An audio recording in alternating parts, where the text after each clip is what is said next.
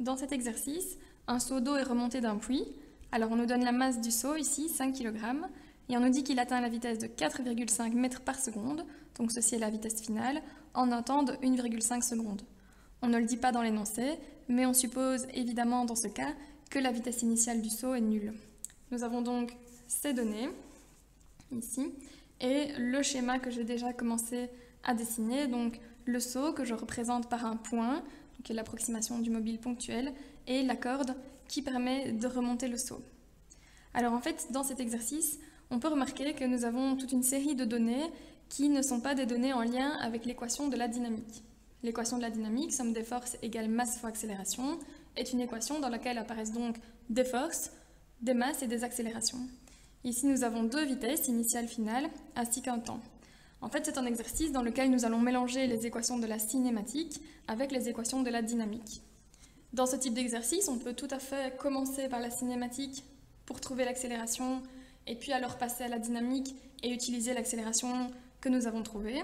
Ou au contraire, on peut commencer par la dynamique, la somme des forces égale masse fois accélération, pour trouver l'accélération et l'utiliser alors en cinématique. Alors dans le cas qui nous occupe, nous avons suffisamment de données ici, clairement, pour déterminer l'accélération. Et donc nous allons commencer par la cinématique avec donc les deux équations du MRUA que j'ai inscrites ici et dans lesquelles j'ai remplacé toutes les données du problème. Alors on peut voir que l'équation numéro 2 nous permet de calculer l'accélération AX.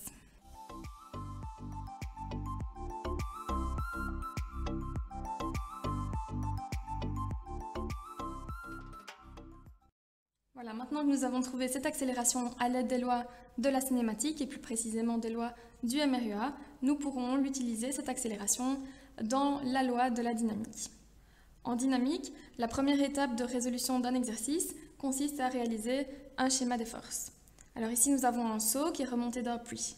Ce seau va subir bien entendu une force-poids, comme tous les objets qui se trouvent à la surface de la Terre, voire de tout autre astre. Et puis, comme une corde est présente, nous aurons également une force de tension. Attention que dans un cas comme celui-ci, il n'y a pas de contact entre le seau et une surface, donc le sol par exemple, ou un mur, de sorte qu'il n'y aura pas de force normale à dessiner sur ce schéma.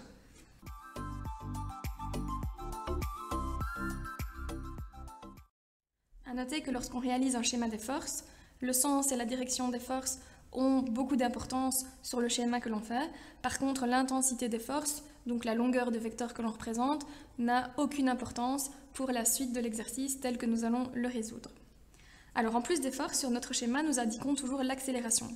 Ici, nous avons un seau d'eau qui est accéléré vers le haut, et donc l'accélération que l'on met généralement sur le côté du schéma, tout simplement pour ne pas encombrer le schéma des forces. Donc l'accélération est vers le haut. À partir du moment où nous disposons de notre schéma des forces et de l'accélération, nous choisissons un repère judicieux. Alors pour cela, il suffit de placer l'axe X dans la direction et le sens de l'accélération. Ici, nous aurons donc un axe X orienté vers le haut, comme ceci.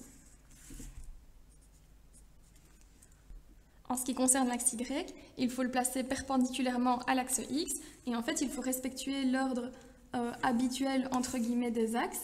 Alors cet ordre habituel est celui-ci, on met l'axe X vers la droite et l'axe Y vers le haut. Et puis donc ici, pour arriver à la situation où l'axe X est orienté vers le haut, cela signifie que nous avons pris notre axe X et notre axe Y et que nous les avons tournés comme ceci.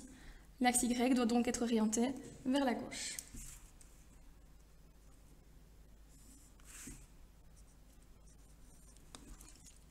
Notre schéma des forces étant terminé, nous pouvons passer à la loi Newton et remplacer les deux forces que nous avons identifiées.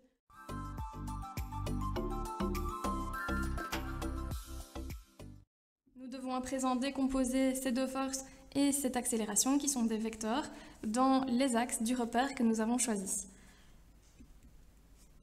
Nous aurons donc deux composantes.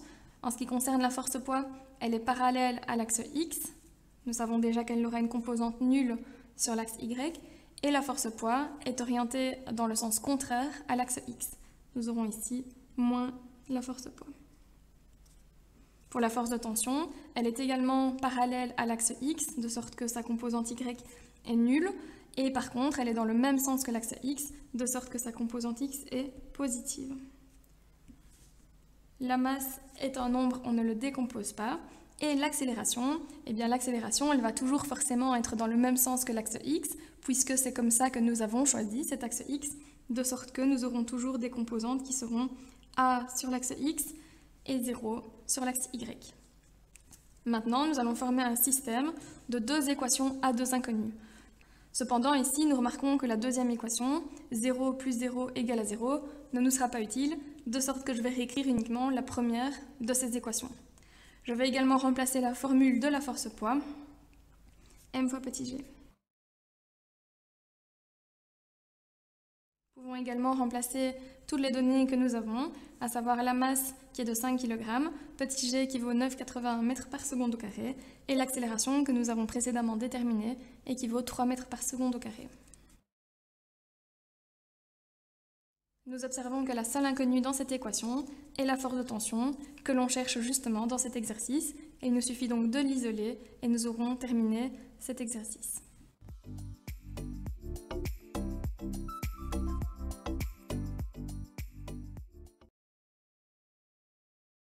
Dans cet énoncé, nous trouvons tout d'abord la masse du bloc qui est 5 kg. Nous trouvons également sa vitesse initiale, 10 mètres par seconde.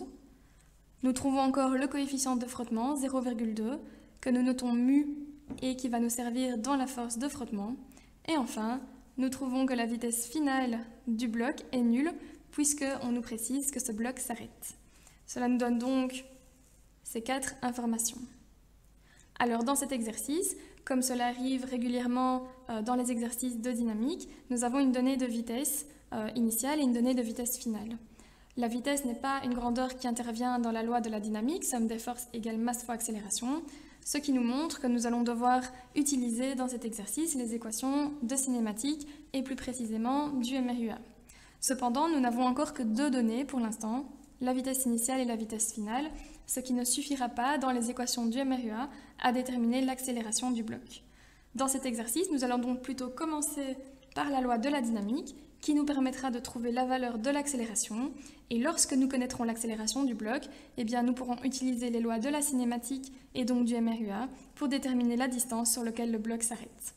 Nous allons donc directement commencer par un schéma des forces sur ce bloc. Alors ce bloc, il est situé à la surface de la Terre, donc il sera bien entendu soumis à sa force poids. Il est en contact avec le sol de sorte qu'il subira une force normale. Pour rappel, la force normale est toujours perpendiculaire à la surface de contact. Ici, la surface de contact est horizontale, de sorte que la force normale sera orientée verticalement vers le haut. Et enfin, on précise bien dans l'énoncé la valeur du coefficient de frottement, de sorte que nous aurons ici une force de frottement. Alors la force de frottement, elle est toujours opposée au mouvement. Ici, c'est à nous de décider si on considère que notre bloc se déplace vers la droite ou vers la gauche. Imaginons que le mouvement s'effectue vers la droite. Nous aurons ainsi que la force de frottement s'exerce vers la gauche.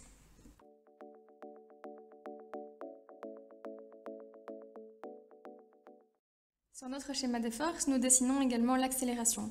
Elle nous servira à choisir judicieusement les axes X et Y de notre repère.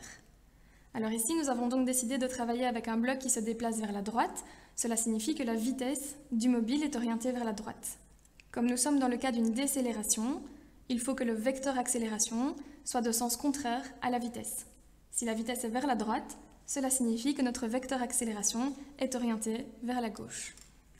On le dessine toujours légèrement décalé par rapport à l'objet, tout simplement pour éviter d'encombrer le schéma des forces que nous avons déjà dessiné. Puisque l'accélération est orientée vers la gauche, nous allons choisir un axe X également orienté vers la gauche. Pour dessiner l'axe Y, nous effectuons une rotation des axes X et Y habituellement utilisés, à savoir ces axes X et Y. Donc pour obtenir le système avec un X qui est orienté vers la gauche, nous devons tourner l'axe X et l'axe Y comme ceci, de sorte que l'axe Y sera orienté vers le bas.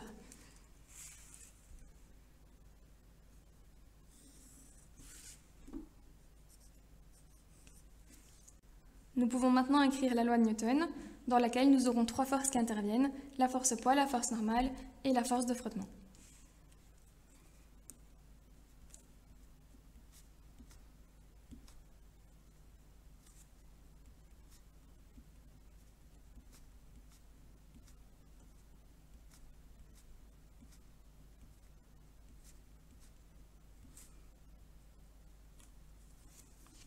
Nous devons maintenant décomposer ces vecteurs dans les axes x et y que nous avons choisis pour cet exercice. La force poids est parallèle à l'axe y, elle aura donc une composante x qui est nulle. Par ailleurs, elle est orientée dans le même sens que l'axe y, de sorte que sa composante x est positive. La force normale est également parallèle à l'axe y, de sorte que sa composante x est également nulle. Et la force normale, par contre, est orientée dans le sens contraire à l'axe y, de sorte que sa composante y est négative. Enfin, la force de frottement est parallèle à l'axe x, de sorte que sa composante y est nulle. Et enfin, elle est dans le même sens que l'axe x, de sorte que sa composante x est positive.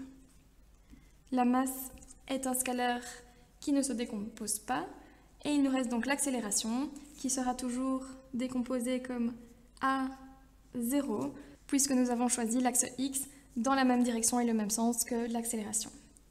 À partir d'ici, nous allons former un système de 2 équations. Nous pouvons à présent remplacer les formules connues de la force poids, m fois petit g, et de la force de frottement, mu fois force normale.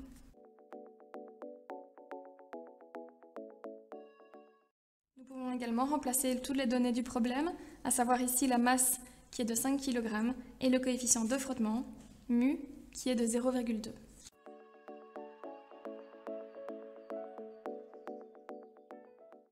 Nous obtenons un système de 2 équations, grâce à lesquelles nous allons pouvoir déterminer la valeur de l'accélération, puisque la deuxième équation nous permet de trouver la valeur de la force normale, que nous pourrons remplacer dans la première équation ici.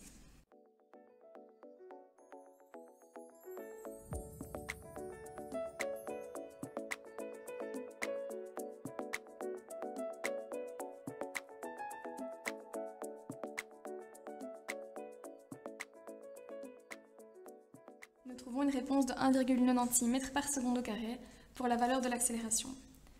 Alors comme nous l'avons expliqué tout à l'heure, pour déterminer maintenant la distance sur laquelle le bloc s'arrête, nous allons utiliser les équations de la cinématique, dans lesquelles nous connaissons la vitesse initiale qui est de 10 mètres par seconde, la vitesse finale qui est de 0, et l'accélération dont la valeur est de 1,96 mètres par seconde au carré. Alors attention que si les équations de la dynamique nous permettent de déterminer la valeur de l'accélération, c'est-à-dire la norme du vecteur accélération, dans les équations de la cinématique, nous utilisons la composante du vecteur accélération. Étant donné que nous sommes dans le cas d'une décélération, nous devrons travailler avec une composante AX qui est négative, et donc AX égale moins 1,96 mètres par seconde au carré.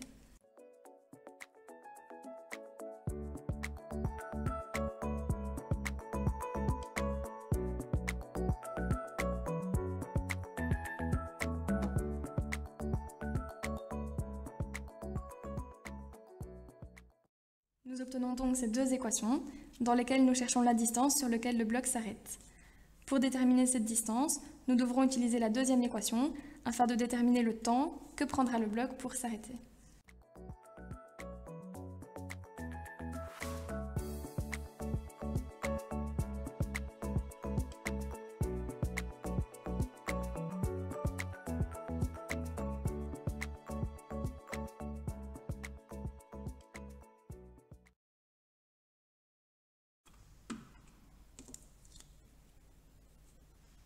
Dans cet exercice, nous nous intéressons à un congélateur qui dévale un plan incliné à 30 degrés par rapport à l'horizontale.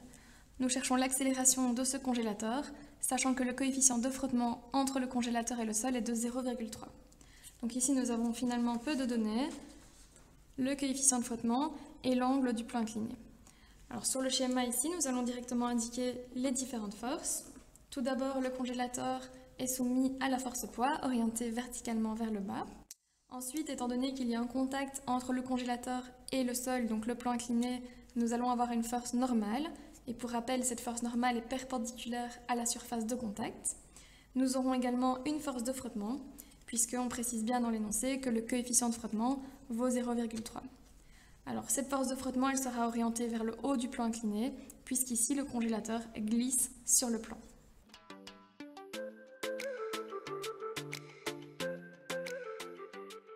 Au schéma, nous ajoutons l'accélération du congélateur, qui est donc, comme nous venons de le dire, orientée vers le bas du plan incliné. Et donc l'axe X que nous allons dessiner sera lui aussi orienté vers le bas du plan incliné.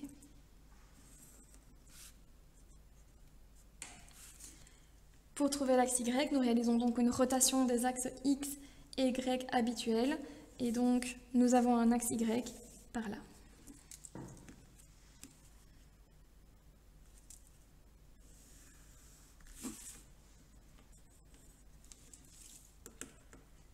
Nous pouvons à présent écrire la deuxième loi de Newton, somme des forces égale masse fois accélération.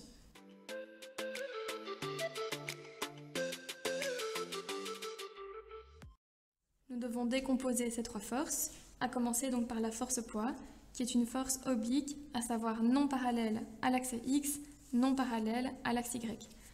Dans ce cas, nous utilisons les formules de trigonométrie, Fp cosinus d'un angle à déterminer, Fp sinus d'un angle à déterminer. Alors cet angle, pour rappel, est l'angle orienté entre l'axe X et la force poids. Sur notre schéma, il s'agit de cet angle ici. On peut déjà remarquer qu'il est dans le sens trigonométrique, de sorte qu'il sera compté positivement. Cet angle, il vaut 60 degrés. En effet, on peut imaginer ici un triangle rectangle, avec donc un angle de 90 degrés, un angle de 30 degrés. Il faudra un angle de 60 degrés pour faire une somme des angles qui fait bien 180 degrés. Pour la force de frottement, elle est parallèle à l'axe X, donc elle aura une composante Y qui est nulle, et elle est de sens contraire à l'axe X, donc elle aura une composante X négative. En ce qui concerne la force normale, elle est parallèle à l'axe Y. Nous aurons donc une composante X qui est nulle et une composante Y négative, puisque la force normale est opposée à l'axe Y. Dans le membre de droite, nous aurons comme toujours m fois a 0, puisque l'axe X est placé dans la direction et le sens de l'accélération. Alors à partir d'ici, nous allons former un ensemble de deux équations, l'une avec les composantes X de cette équation et l'autre avec les composantes Y. Je vais aussi remplacer la formule de la force poids, m fois petit g, et de la force de frottement, mu fois force normale.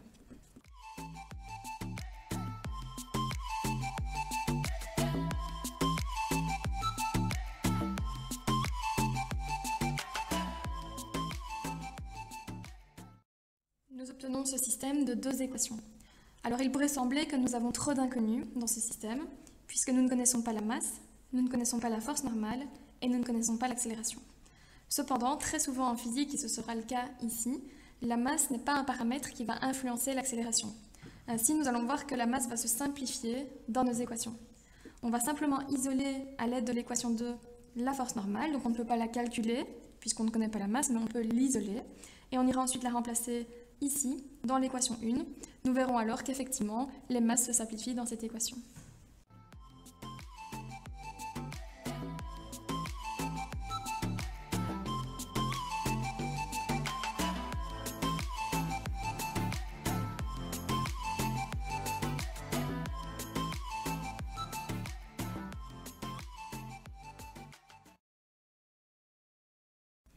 Dans cet énoncé, nous avons une première donnée juste ici, puisqu'on nous précise que la vitesse est constante, cela signifie que l'accélération est nulle. Nous avons également la valeur de la force de tension, exercée donc par le biais d'une corde, qui est de 200 newtons, et nous savons que la corde forme un angle de 45 degrés avec l'horizontale. Enfin, on nous précise la valeur du coefficient de frottement entre le traîneau et le sol, qui est de 0,15, et nous cherchons la masse totale du traîneau. Nous avons donc ces trois données, et le schéma suivant, donc d'un traîneau tiré par une corde qui forme un angle de 45 degrés avec l'horizontale. Nous pouvons commencer directement avec le schéma des forces agissant sur le traîneau. Nous aurons bien entendu la force poids orientée verticalement vers le bas, une force normale puisque le traîneau est en contact avec le sol, et pour rappel, cette force normale va être perpendiculaire au sol. Nous aurons une force de tension qui sera exercée dans la direction de la corde, donc ici. Et enfin, nous aurons une force de frottement qui sera donc vers la gauche si le traîneau est tiré vers la droite et donc le traîneau se déplace vers la droite.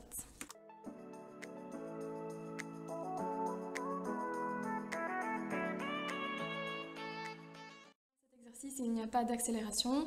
Maintenant, pour choisir notre repère XY, on peut imaginer que s'il y avait une accélération, elle se produirait vers la droite. Et donc ici, nous allons simplement choisir un axe X orienté vers la droite, comme ceci, et l'axe Y alors vers le haut. Donc, nous pouvons écrire la loi de Newton avec les 4 forces qui apparaissent ici, et nous allons donc décomposer ces 4 forces dans le repère que nous venons de choisir.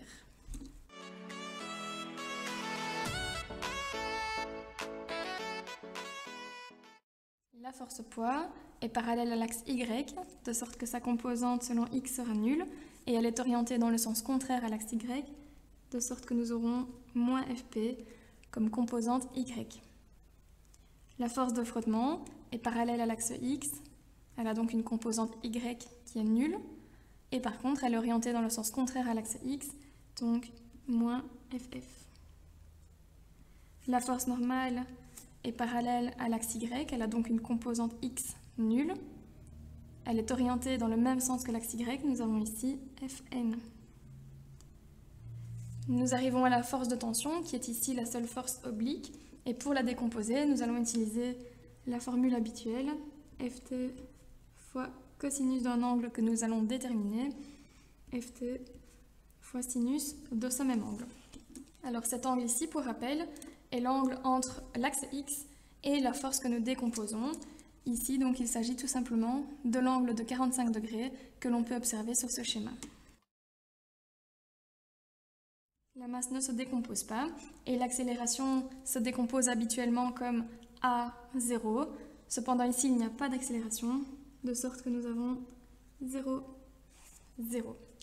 Nous allons maintenant former notre système de 2 équations, avec l'égalité des composantes X et l'égalité des composantes Y.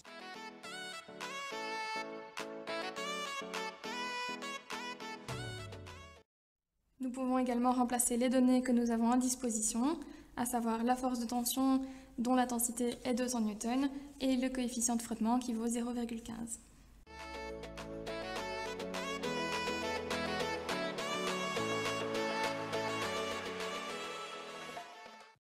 Nous trouvons ce système de 2 équations.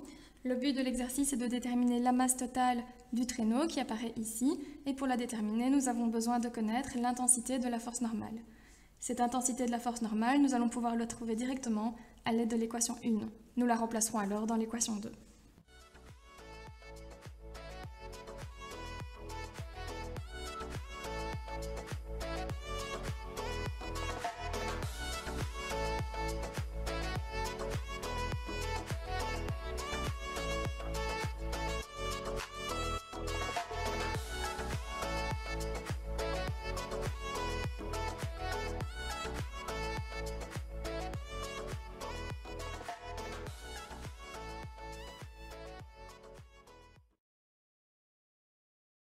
Dans cet exercice, nous avons la masse d'une voiture, 950 kg, qui gravit avec une accélération donnée de 1,25 m par seconde au carré, une côte, donc un plan incliné, formant un angle de 5 degrés avec l'horizontale. On précise bien que l'on va négliger les forces de frottement dans cet exercice. Par contre, évidemment, pour gravir la côte, la voiture, et plus particulièrement son moteur, va développer une force, la force motrice, dont on cherche l'intensité. Alors on a donc ces deux données, masse et accélération, et le schéma suivant que l'on va directement annoter avec les différentes forces qui agissent afin d'utiliser la loi Newton. Alors nous aurons évidemment la force poids verticale vers le bas puisque la voiture se situe à la surface de la Terre. Nous aurons la force motrice de la voiture qui va être dirigée dans le sens du mouvement, donc ici vers le haut de la côte, et nous aurons la force normale puisque la voiture est en contact ici avec le sol. Pour rappel, cette force normale est toujours perpendiculaire au sol.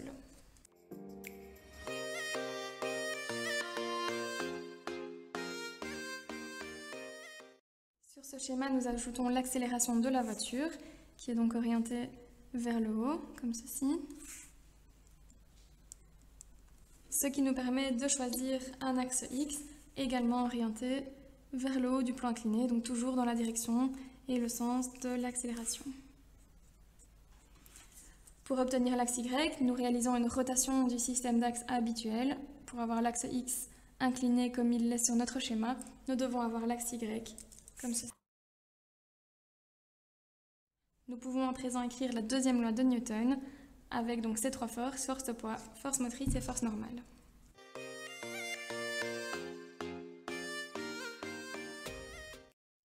Nous décomposons ces trois forces dans le repère que nous avons choisi.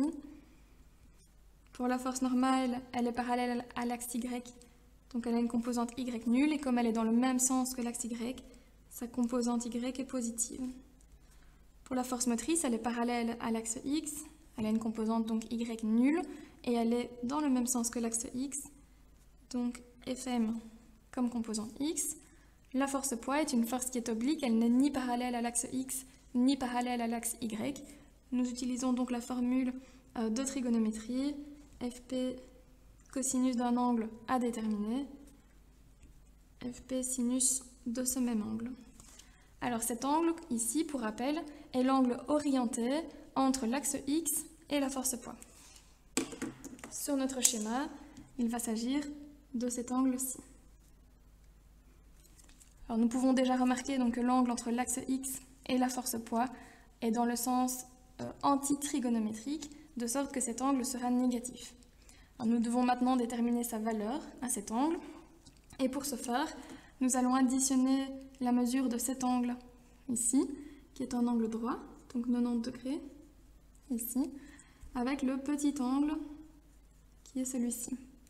Alors ce qu'il faut remarquer, c'est que ce petit angle que je viens de dessiner est un angle à côté perpendiculaire avec cet angle de 5 degrés. En effet, vous avez ce côté de notre angle ici, qui est perpendiculaire à ce côté de l'angle de 5 degrés. De même, l'autre côté de notre angle, celui-ci, est bien perpendiculaire à cet autre côté de l'angle de 5 degrés ici. Donc cet angle vaut 5 degrés. Nous avons un angle droit de 90 degrés plus 5 degrés, ce qui nous fait un angle de 95 degrés, à compter donc négativement puisque cet angle est dans le sens anti-trigonométrique. La masse est un scalaire qui ne se décompose pas et l'accélération aura toujours pour composante A0 dès lors que nous avons choisi l'axe X dans la même direction et le même sens que l'accélération. Alors nous allons maintenant former un système de deux équations avec l'égalité des composantes X de cette équation et l'égalité des composantes Y de cette même équation. Je vais également remplacer la force poids par m fois petit g et je vais également déjà remplacer les deux données que nous avons, à savoir la masse et l'accélération.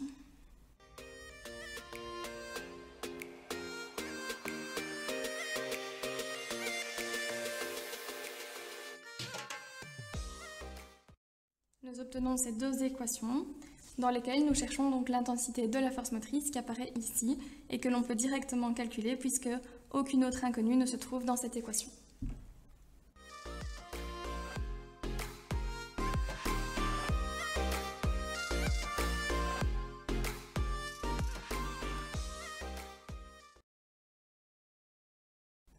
Dans cet énoncé, nous avons tout d'abord la valeur de la masse, 2 kg, qui est remontée sur un plan incliné à 10 degrés par l'application d'une force de 10 Newton, formant un angle de 15 degrés avec le plan incliné. Nous avons également la valeur du coefficient de frottement, 0,2, et nous cherchons l'accélération de la petite masse. Alors nous avons donc ces trois informations, ici, et ce schéma que j'ai prêt à noter, donc avec un plan incliné à 10 degrés, et je dessinerai sur ce schéma la force exercée, donc avec un angle de 15 degrés. Alors justement, en ce qui concerne les forces, nous aurons donc tout d'abord la force poids, orientée verticalement vers le bas, et la force normale évidemment, puisqu'il y a ici un contact entre la masse et le sol, et la force normale est toujours, pour rappel, orientée perpendiculairement à la surface de contact, donc ici au plan incliné. Nous aurons cette force exercée à 15 degrés par rapport au plan incliné. Et enfin, nous aurons une force de frottement qui est opposée au mouvement. Donc ici, comme la masse est remontée vers le haut du plan incliné, le frottement agira vers le bas.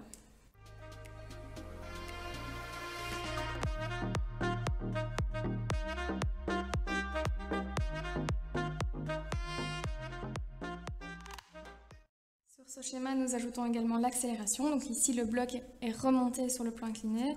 Donc il va avoir une accélération comme ceci, vers le haut du plan incliné. Et donc notre axe X sera également vers le haut du plan incliné. L'axe Y donc, a été tourné avec l'axe X comme ceci. Il est donc orienté vers là.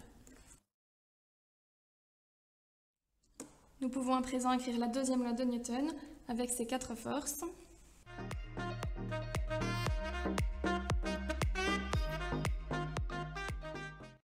Et nous devons maintenant décomposer ces 4 forces dans le repère que nous avons choisi. Alors la force poids, tout d'abord, est une force qui n'est ni parallèle à l'axe X, ni parallèle à l'axe Y. Nous aurons donc Fp fois le cosinus d'un angle que nous allons déterminer, Fp fois sinus de ce même angle. Pour rappel, cet angle que nous cherchons est l'angle orienté entre l'axe X et la force poids. C'est donc l'angle qui se trouve ici. Cet angle va être la somme de l'angle droit que l'on peut voir ici et du petit angle qui est celui-ci. Ce petit angle est un angle à côté perpendiculaire avec l'angle de 10 degrés. Ils ont donc la même amplitude, ils valent tous les deux 10 degrés. Alors en effet, on peut voir ici que ce petit angle a pour côté tout d'abord Fp, la verticale, qui est perpendiculaire avec ce côté de l'angle de 10 degrés. Et notre autre côté ici du petit angle que l'on cherche est perpendiculaire à ce côté de l'angle de 10 degrés. Nous avons donc un angle qui vaudra 90 degrés plus 10 degrés, à savoir 100 degrés. Attention que l'angle ici est orienté, et il est orienté dans le sens antitrigonométrique, de sorte que nous compterons moins 100 degrés. Nous décomposons ensuite la force normale. Elle est parallèle à l'axe Y, elle a donc une composante X nulle, et comme elle est de même sens que l'axe Y, elle a sa composante Y qui est positive. Nous arrivons à la force F, qui est, tout comme la force poids, oblique. Nous aurons donc F cosinus d'un angle à déterminer, F sinus de ce même angle. Alors ici, donc c'est toujours l'angle entre l'axe X et la force que nous décomposons. Donc c'est l'angle de l'axe X jusque la force que l'on décompose. Ici, il s'agit simplement de l'angle de 15 degrés.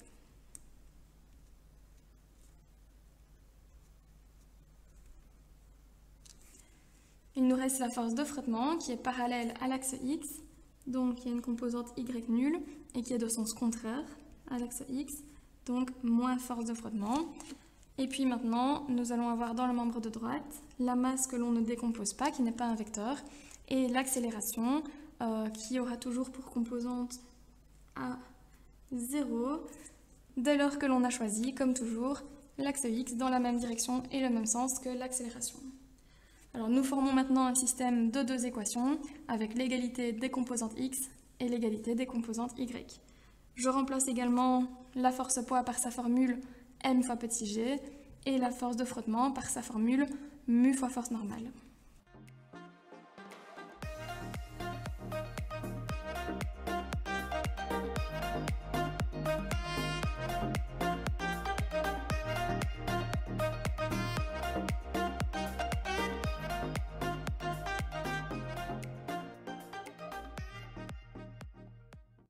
Cela nous donne les 2 équations suivantes dans lesquelles nous cherchons l'accélération de la masse, donc qui se trouve ici. Et pour la calculer, cette accélération, nous aurons besoin de connaître la valeur de la force normale. Cette valeur de la force normale, elle est donnée par l'équation 2 où elle apparaît juste ici.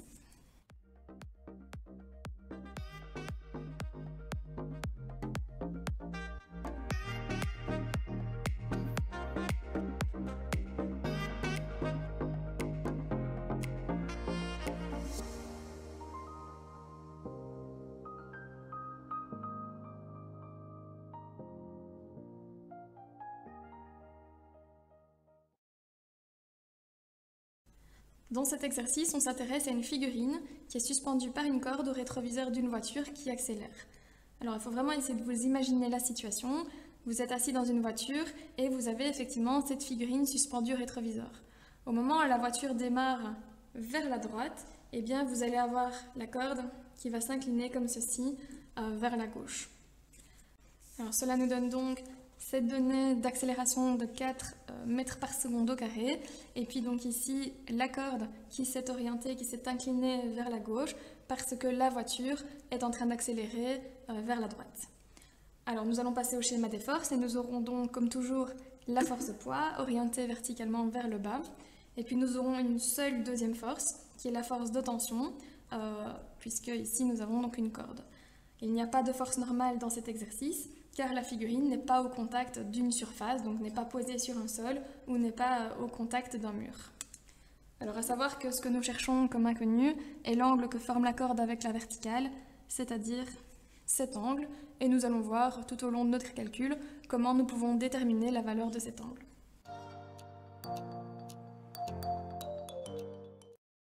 Comme nous le disions justement, si la corde s'est inclinée vers la gauche comme ceci, eh bien c'est que l'accélération de l'ensemble se produit vers la droite. Nous choisirons donc un axe X également orienté vers la droite, comme ceci, et dans ce cas, nous avons simplement l'axe Y verticalement vers le haut, comme ceci. Nous pouvons à présent écrire la deuxième loi de Newton, somme des forces égale masse fois accélération.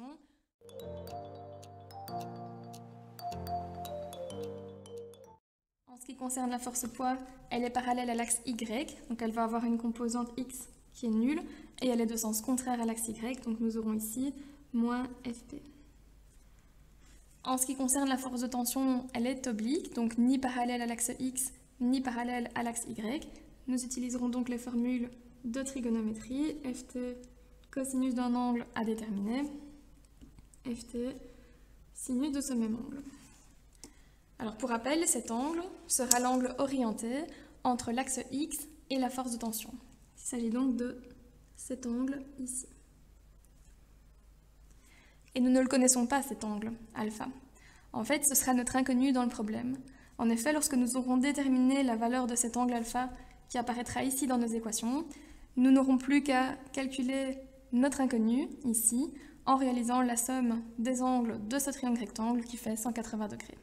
Donc cet angle alpha sera l'inconnu de nos deux équations. Nous formons maintenant un système de deux équations avec l'égalité des composantes x ainsi que l'égalité des composantes y. Je vais directement remplacer la formule de la force poids qui est toujours m fois petit g.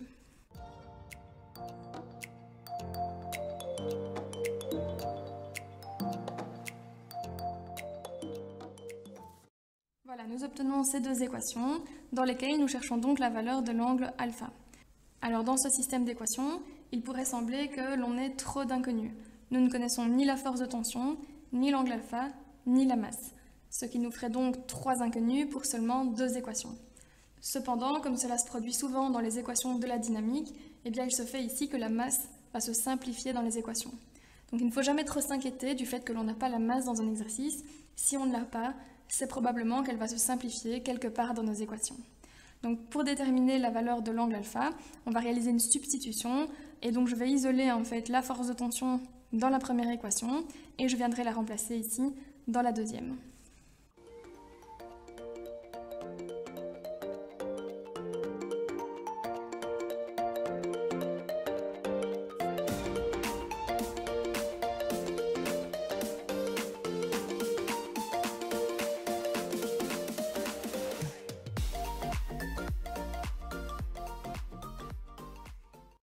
Dans cette résolution, remarquez que j'ai utilisé ici la formule sinus alpha divisé par cosinus alpha égale tangente alpha. C'est une formule que l'on utilise très souvent dans nos exercices de mécanique lorsque l'inconnu que l'on cherche est un angle. J'ai également mis en évidence la masse qui apparaissait dans chacun des deux termes du membre de gauche ici. Et une fois que je l'ai mise en évidence, eh bien en fait je peux aller la diviser dans le membre de droite, puisqu'il s'agit ici d'une masse, donc c'est un nombre qui est non nul. Donc ça me ferait 0 divisé par m, ce qui reste 0. Et donc généralement on simplifie simplement ici le coefficient devant une parenthèse dans une équation égale à 0. Donc cela me donne moins g plus a tangente alpha égale à 0. Et là, alors j'isole tangente alpha pour déterminer la valeur de alpha.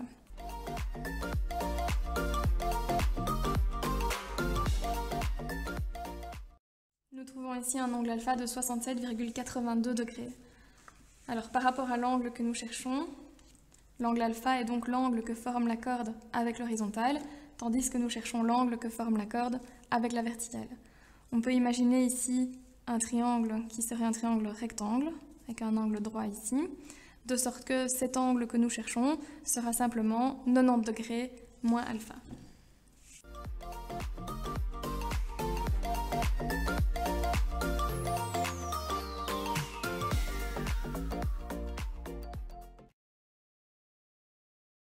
Dans cet exercice, nous avons affaire à un système qui est composé de deux masses, l'une de 3 kg et l'autre de 5 kg. Notre but sera de calculer l'accélération du système, c'est-à-dire l'accélération de chacune de ces deux masses. Nous avons donc ces deux données et le schéma ci-dessous des masses 1 et 2. Alors nous allons dessiner les forces qui agissent sur chacune de ces deux masses et nous allons utiliser des couleurs différentes pour les deux masses, puisque lorsque nous réaliserons la loi de Newton, somme des forces égale masse fois accélération, nous scinderons les forces qui agissent sur la masse M1 dans l'équation de la masse M1 et les forces qui agissent sur la masse M2 dans l'équation de la masse M2. Alors pour ce qui est de la masse M1, elle sera soumise à son poids, donc la force poids orientée verticalement vers le bas, et étant donné qu'elle est attachée à une corde, elle sera soumise à une force de tension orientée vers le haut. En ce qui concerne la masse M2, elle aura exactement les deux mêmes forces, à savoir une force poids vers le bas et une force de tension orientée verticalement vers le haut.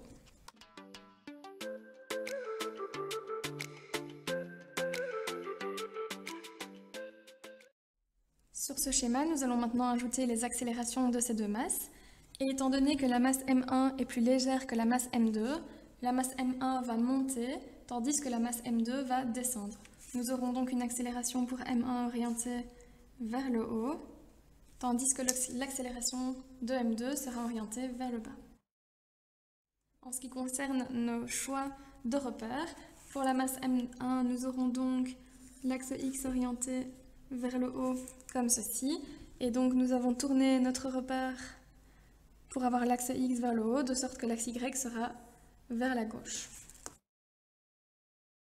En ce qui concerne la masse M2, son accélération étant vers le bas, nous aurons un axe X également orienté vers le bas. Et ici, donc pour obtenir un axe X orienté vers le bas, nous avons tourné notre repère de sorte que l'axe Y sera orienté vers la droite. Nous pouvons maintenant écrire les lois de Newton pour chacune de ces deux masses.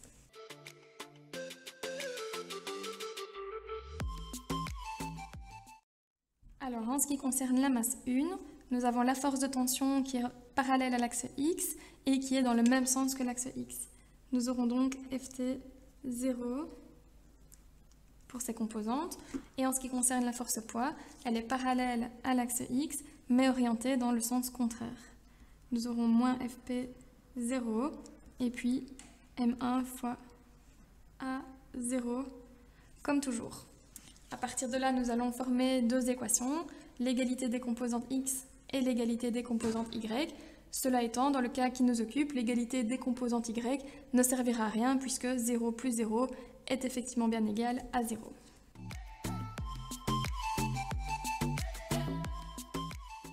Nous obtenons cette équation qui contient deux inconnues, la force de tension ainsi que l'accélération que l'on cherche. Alors pour déterminer la valeur de cette force de tension et de cette accélération, nous allons devoir maintenant écrire la loi de Newton pour la seconde masse. Et lorsque nous aurons obtenu l'équation de la seconde masse, nous pourrons former un système de deux équations à deux inconnues.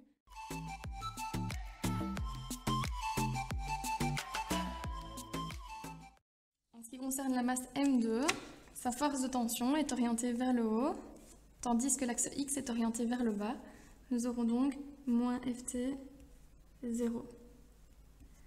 La force poids est orientée vers le bas comme l'axe X.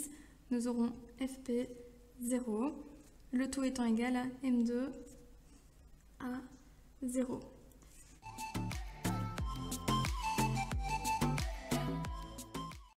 On peut maintenant former un système de deux équations à deux inconnues avec l'équation obtenue pour la masse M1 et l'équation obtenue pour la masse M2.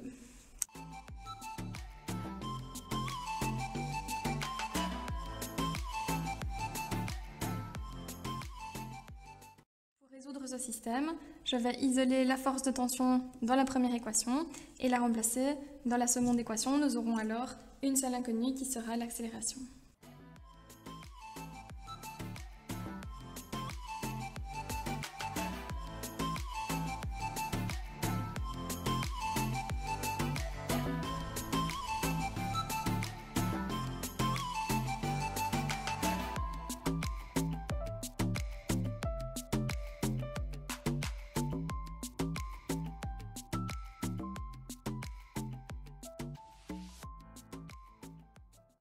Nous trouvons donc une accélération de 2,45 mètres par seconde au carré.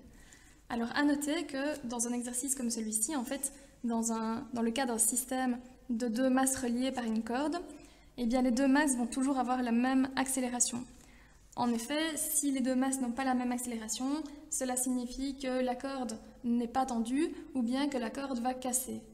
De même, tout le long d'une corde comme celle-ci, donc de masse négligeable, la force de tension va être constante. Donc c'est la raison pour laquelle j'ai pu ici dans les équations utiliser la notation Ft de manière identique dans l'équation de la masse M1 et dans l'équation de la masse M2, de même que l'accélération subie par la première masse est égale à l'accélération subie par la deuxième masse. Alors maintenant que nous avons cette accélération, au petit b, on nous demande la vitesse qu'ont acquise les deux masses lorsqu'elles ont parcouru 15 cm. Donc ici, nous avons une donnée tout d'abord de vitesse initiale, puisqu'on nous dit que les deux masses partent du repos, et on nous dit également qu'elles ont parcouru 15 cm, donc ici on nous donne la valeur du xt dans nos équations de MRUA, donc 0,15 mètres. Nous connaissons l'accélération, puisque nous venons de la déterminer, elle est de 2,45 mètres par seconde au carré.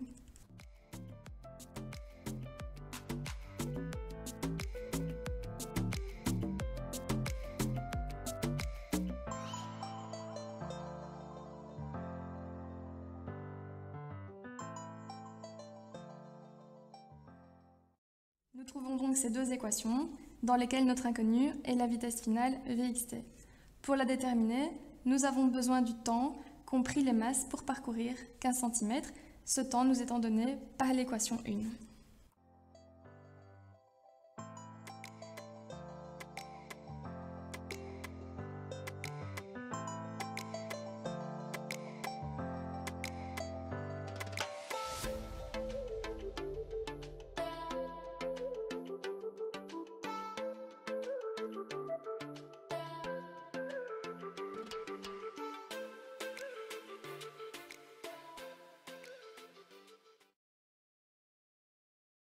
Dans cet exercice, nous étudions un système qui est formé de deux masses, l'une se trouvant sur une table et l'autre se trouvant suspendue dans le vide, ces deux masses étant reliées par une corde qui passe à travers d'une poulie. Alors nous avons la formation de la valeur des deux masses, 10 kg, 5 kg, et nous avons également la valeur du coefficient de frottement 0,2 entre la masse de 10 kg et la table. Voilà, nous trouvons donc ces trois données ainsi que ce schéma. Il y a malheureusement une limite dans le fait de dessiner nos masses par de petits points, puisqu'ici on a l'impression que la masse M1 n'est pas en contact avec la table, tout comme la masse M2 n'est pas en contact avec le pied de la table. Sauf que si la masse M2 n'est effectivement pas en contact avec le pied de la table, eh bien la masse M1, elle, est en contact avec la table. Donc attention à ça, nous aurons bien une force normale et une force de frottement pour la masse M1. Donc justement, allons-y pour le schéma des forces. Donc en ce qui concerne la masse M1, nous aurons sa force poids, nous aurons la force normale, puisque donc nous venons de le dire, elle est bien en contact avec la table, et nous aurons également la force de frottement qui va s'opposer au mouvement. Alors ici, il faut s'imaginer que si un mouvement se produit, ce qu'on nous dit dans l'énoncé, eh bien la masse M2 va descendre et la masse M1 va en conséquence se déplacer vers la droite. Nous aurons donc la force de frottement qui sera orientée vers la gauche. Nous aurons enfin une force de tension exercée par la corde. En ce qui concerne la masse M2, elle sera soumise à son poids et à une force de tension exercée par la corde. C'est tout, puisqu'il n'y a pas de contact avec une surface.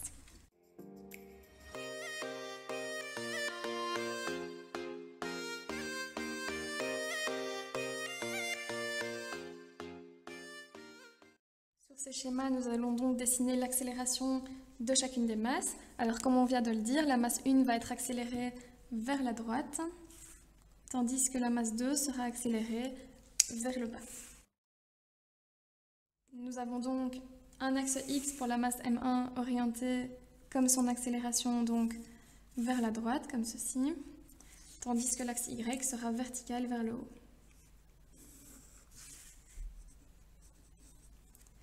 Pour la masse M2, nous aurons un axe X vers le bas. Et donc nous avons tourné notre référentiel initial avec un axe Y qui doit aller ici vers la droite.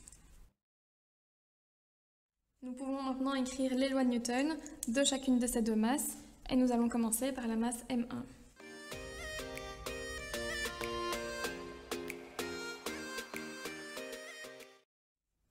Nous décomposons maintenant ces forces dans les axes de notre repère.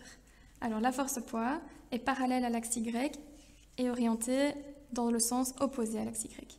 Nous aurons donc 0 moins Fp. La force de tension est parallèle à l'axe X et orientée dans le même sens que l'axe X. Nous aurons donc Ft 0. Pour la force normale, elle est parallèle à l'axe Y et de même sens que l'axe Y. 0 pour l'axe X, Fn Y. Enfin, la force de frottement est parallèle à l'axe X et opposée à l'axe X. En ce qui concerne l'accélération, nous avons comme toujours A0, puisque nous avons choisi l'axe X dans la même direction et le même sens que l'accélération. Nous allons maintenant former un système de deux équations avec l'égalité des composantes X et des composantes Y de cette équation. Je remplace immédiatement la formule de la force de frottement, donc mu fois force normale, ainsi que la formule de la force poids, m fois petit g.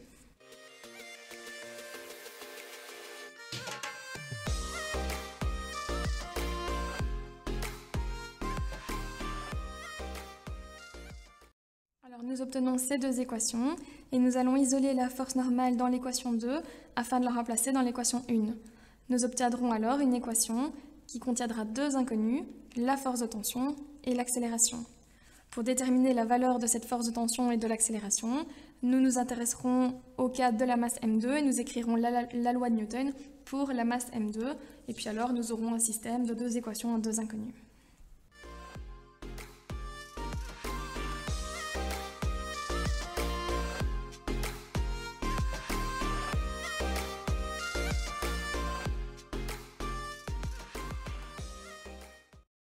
Voilà, donc nous gardons cette équation en réserve et nous allons maintenant nous intéresser à la masse M2.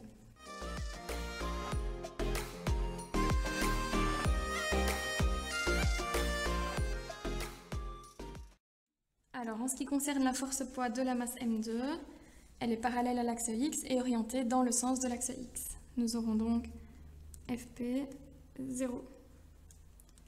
Et en ce qui concerne la force de tension, parallèle à l'axe X également, mais de sens contraire, moins Ft 0.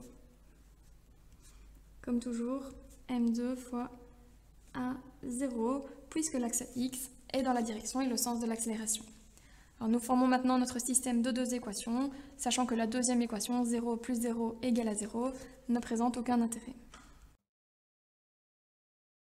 Dans cette équation, je remplace la force poids par son expression m fois petit g, et je remplace également la masse 2, dont la valeur est 5 kg.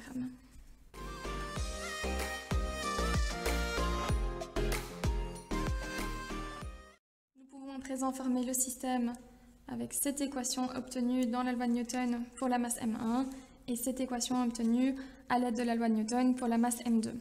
Alors à noter que comme les deux masses sont reliées par une corde, elles vont avoir la même accélération l'une et l'autre, et comme cette corde est de masse négligeable, eh bien les deux forces de tension ici ont la même intensité.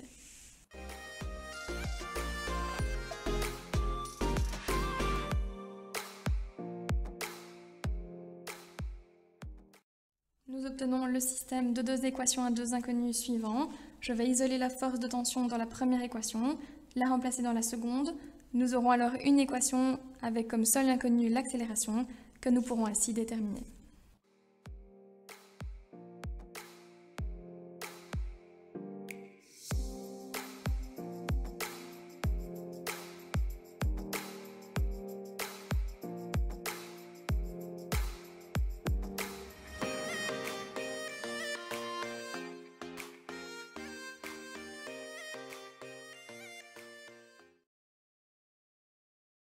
Dans cet exercice, nous avons un système qui est formé de deux masses.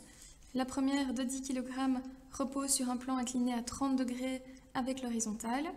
La seconde est reliée par une corde qui passe à travers une poulie et est suspendue donc dans le vide. Alors la deuxième masse, on ne la connaît pas, c'est l'inconnu du problème. Par contre, nous savons que le coefficient de frottement entre la masse 1 et le plan incliné est de 0,2 et nous savons que l'accélération du système est de 1 mètre par seconde au carré. Alors nous avons donc ces trois données et ce schéma. Alors attention qu'en remplaçant les blocs par des points, nous avons ici l'impression qu'il n'y a plus de contact entre la masse 1 et le plan incliné. Attention qu'il y a bien un contact. Donc nous aurons une force normale et nous aurons une force de frottement sur cette masse, ce qui n'est pas le cas de la masse 2. En ce qui concerne les forces, pour la masse 1, ici, nous aurons sa force-poids orientée verticalement vers le bas. Nous aurons une force normale de contact avec le plan incliné qui sera donc perpendiculaire au plan incliné. Nous aurons une force de tension puisque la masse 1 est attachée à une corde. Et nous aurons enfin une force de frottement. Alors pour déterminer le sens de la force de frottement, il faut connaître le sens du déplacement de la masse 1. On précise dans l'énoncé que le second bloc descend verticalement. Donc celui-ci va descendre vers le bas, de sorte que la masse 1 va se trouver à remonter le plan incliné et donc le frottement sera orienté vers le bas du plan incliné. En ce qui concerne la masse 2, elle subira deux forces, tout d'abord son poids et ensuite la force de tension exercée par la corde. Pas de force normale ni de force de tension pour la masse 2 puisqu'il n'y a pas de contact avec une surface.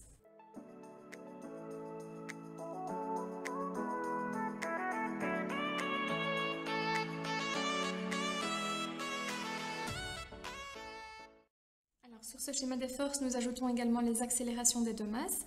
Comme nous venons de le dire, la masse 1 remonte le plan incliné, donc elle va accélérer vers le haut comme ceci, tandis que la masse 2 accélère vers le bas.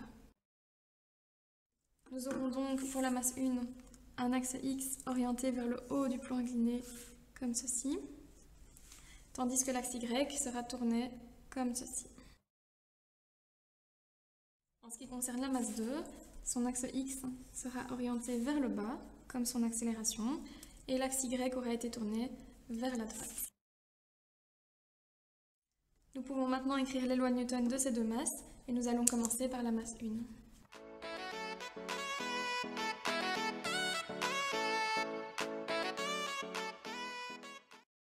Pour les composantes de ces forces, nous avons tout d'abord la force de frottement, parallèle à l'axe X, mais de sens contraire. Nous aurons donc moins FF 0. La force normale est quant à elle parallèle à l'axe Y et de même sens que l'axe Y. Nous aurons 0 Fn. La force de tension parallèle à l'axe X et de même sens que l'axe X. Ft 0. Et puis la force poids est quant à elle oblique. Elle n'est ni parallèle à l'axe X ni parallèle à l'axe Y. Nous aurons donc à l'aide des formules de trigonométrie Fp fois cosinus d'un angle que nous allons déterminer, Fp fois sinus de ce même angle. Alors pour rappel, l'angle qui intervient dans ces formules de trigonométrie est l'angle orienté entre l'axe X et la force que l'on décompose. Cet angle est ici sur notre schéma, donc l'axe X, la force poids, donc l'angle que nous cherchons est celui-ci. Nous pouvons d'ores et déjà remarquer que cet angle est dans le sens antitrigonométrique, de sorte qu'il sera négatif. Donc je peux déjà l'indiquer ici. Et nous allons maintenant déterminer. Alors la valeur de l'angle qu'on cherche sera la somme de cet angle droit, donc de 90 degrés, et de ce petit angle ici, entre la force poids et l'axe Y. Ce petit angle que je viens de dessiner ici est égal à 30 degrés. En effet, ces deux angles sont des angles à côté perpendiculaires. On peut voir que ce côté de notre angle est perpendiculaire à ce côté de l'angle de 30 degrés, et cet autre côté de notre angle est perpendiculaire à cet autre côté de l'angle de 30 degrés. Nous aurons donc 90 degrés plus 30 degrés, à savoir 120 degrés. Dans le membre de droite, nous aurons comme toujours M1 fois A0. Nous formons maintenant un système de deux équations, d'une part avec l'égalité des composantes x de cette équation, et d'autre part avec l'égalité des composantes y.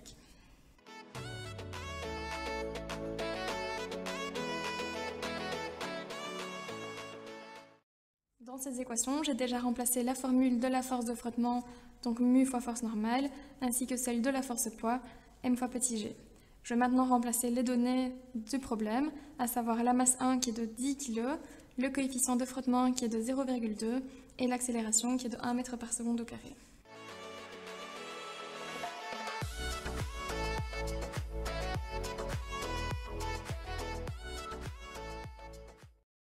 Je peux utiliser l'équation 2 afin de déterminer la valeur de la force normale et ensuite la remplacer dans l'équation 1, de sorte que nous pourrons calculer la force de tension.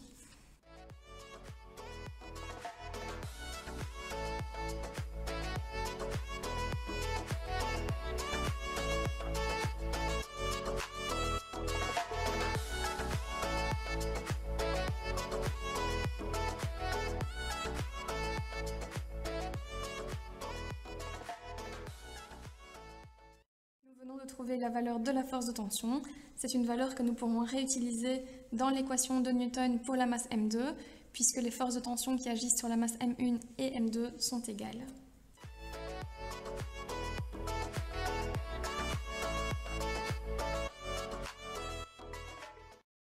Alors, en ce qui concerne la masse M2, la force poids est parallèle à l'axe X et dans le même sens que cet axe, Fp0. Et en ce qui concerne la force de tension, elle est également parallèle à l'axe X, mais de sens contraire. Pour l'accélération, nous aurons toujours A0, puisque l'axe X est dans la direction et le sens de l'accélération. Je vais maintenant former deux équations, l'une avec l'égalité des composantes X, l'autre avec l'égalité des composantes Y. Cela étant, 0 plus 0 égale à 0 n'est pas une équation qui nous sera très utile.